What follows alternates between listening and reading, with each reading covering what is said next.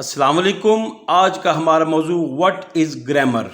Grammar क्या है? इससे पहले कि हम ग्रामर की तारीफ़ करें, ये जानना बहुत ज़रूरी है कि ग्रामर की ज़रूरत क्यों पेश आती है। जैसा कि आप जानते हैं, अल्फ़ाबेट्स ABCDEF यही हरूफ मिल के एक लफ्ज़ बनाते हैं, ऐसी आवाज़ जिसका कोई मायना हो।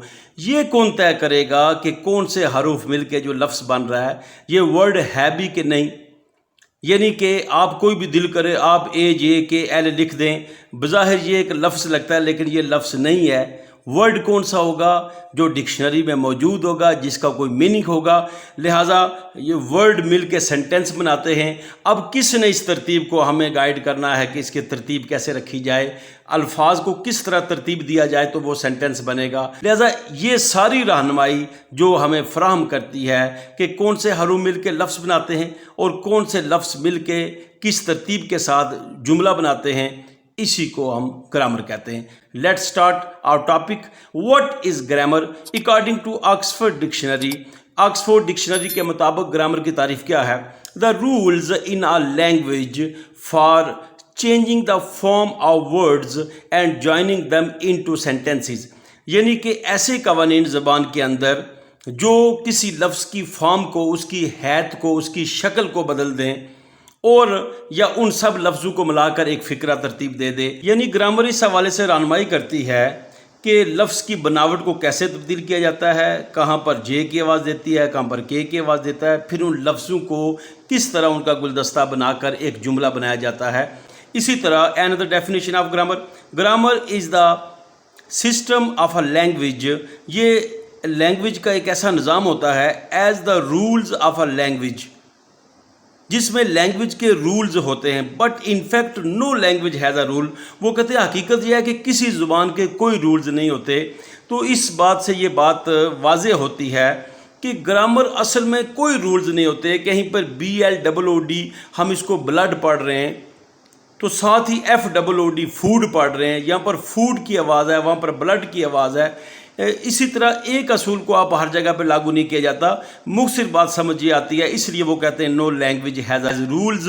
इसका मतलब ये है कि अहले ज़ुबान जो असूल मुतय्यन करते हैं कि OFTE यानी इसमें T साइलेंट है, वो तय कर लिया उन्होंने, तो फिर हमने उसको फॉलो करना है। हमने अहले ज़ुबान लोगों की तयशुदा असूलों को फॉलो करके हम उन्हीं की बेस पे उनको समझने की कोशिश करते हैं। ये मैथ की तरह 1 + 1 = 2 ये नहीं होता।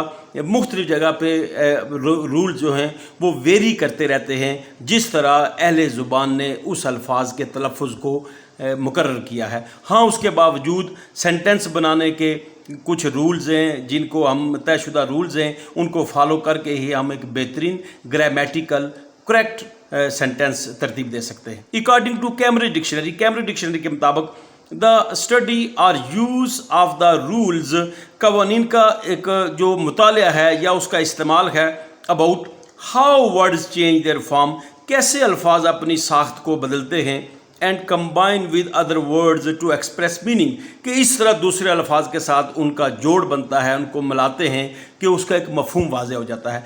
मुख्तलिफ बात अगर हम तमाम वीडियो को बयान करना चाहें इन 3 डेफिनेशंस की सूरत में, हमें समझ ये आती है कि ग्रामर क्या है। Grammar is the science of language.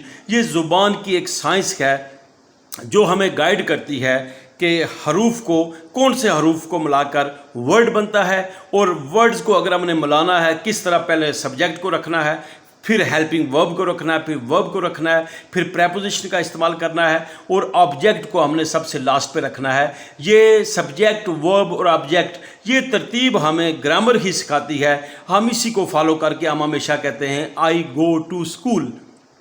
आई जो है वो सब्जेक्ट है, गो वर्ब है, और स्कूल जो है वो ऑब्जेक्ट है, या आप इसको कह सकते हैं कि एडवर्ब ऑफ प्लेस है। लेकिन आप ये नहीं कह सकते स्कूल आई गो, गो आई स्कूल, यानी कि बेतरतीब फ़िक्रा जिसमें ग्रामेटिकल रूल्स को फॉलो नहीं किया गया होता वो फ़िक्रा नहीं होता। लिहाजा ग्रामर हमें इस बात की रहनुमाई करती है, इसलिए ग्रामर के बुनियादी स्ट्रक्चर को, बेसिक ग्रामर को, इसमें महारत हासिल करना ज़रूरी है कि यही वो चीज़ है जो हमें रहनुमाई करेगी। मज़ीद आगे चल के हम इंशाअल्लाह ताला ग्रामर के सारे टॉपिक्स डिटेल से पढ़ेंगे। अगर वीडियो आपको अच्छी लगी है तो लाजमी लाइक एंड शेयर कर दें। आपका बहुत बहुत शुक्रिया।